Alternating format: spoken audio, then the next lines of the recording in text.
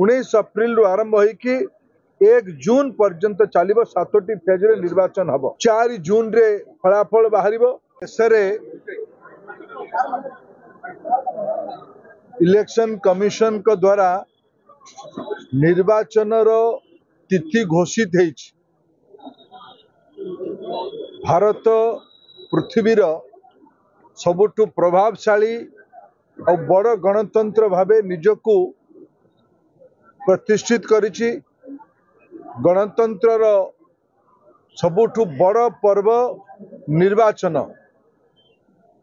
लोक मानकर अपेक्षा आकांक्षा को निज मत को निर्भीक भावे साब्यस्त करिवार अवसर निर्वाचन। विगत 76 वर्ष रे आम देशर जदि प्रमुख 2-3टी उपलब्धि को गणा जाए ता भितरे सबुठु प्रभावशाली उपलब्धि हब भारतर सफल निर्वाचन प्रक्रिया। से निर्वाचन प्रक्रिया एबे आम देश पाई और आम राज्य ओडिशा पाई आज तिथि घोषित होइछि।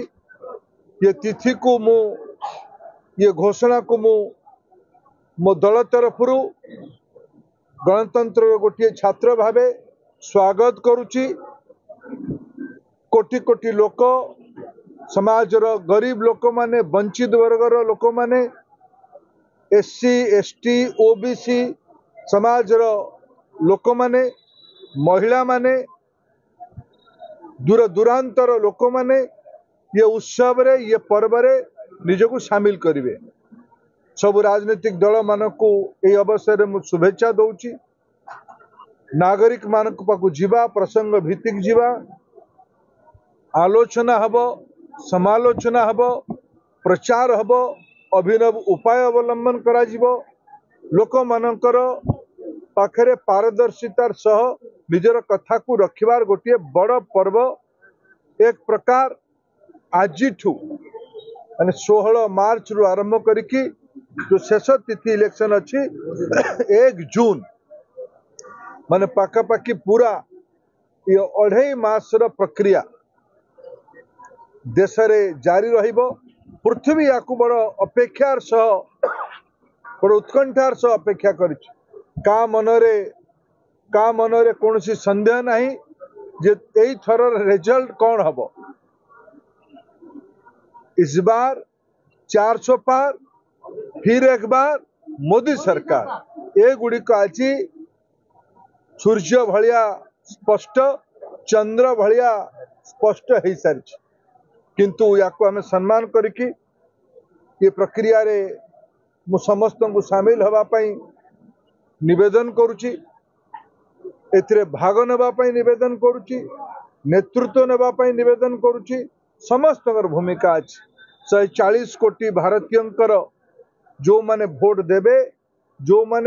देवे आगामी दिन रे समस्त। कारण मु कहे निजको गणतंत्र विद्यार्थी बोली मोर हेतु हवा दिनु वोट दबार पाखापाखि 10 वर्ष पूर्व मु निर्वाचन को अपेक्षार सह नहीं देखी पाखुर देखी निर्वाचन उन्मादना निर्वाचन स्पंदन ये आम समस्त अभूला।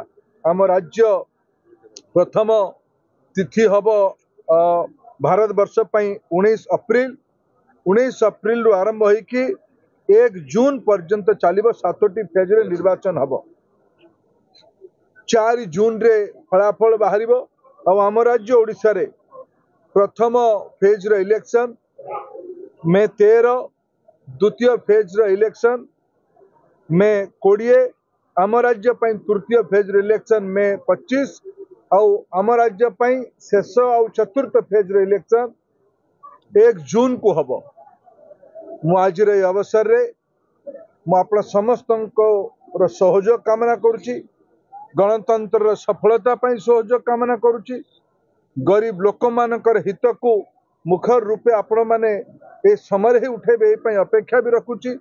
समाज रो वंचित निष्पेषित पछुआ वर्गर लोक मानकर एससी एसटी वर्गर लोक मानकर युवक मानकर महिला मानकर कृषक मानकर अपेक्षा को यही समयटा ही प्रकृष्ट समय लोकों पाखे जीवा सब राजनीतिक दल को मु निवेदन करुचे बढ़ी चढ़ी की उन्मादनार सह मर्यादा को रखिकी जो प्रकार विधि आचरण को निर्वाचन आयोग आज आम सामने रखिंट ताकू समस्ते निज सीमा भितर रहीकि प्रचार रे आमे जीवा ये वितर्क को जीवा ये आलोचना को जीवा ये अवसर आपणकर भी सहयोग आवश्यकता अच्छी। धन्यवाद।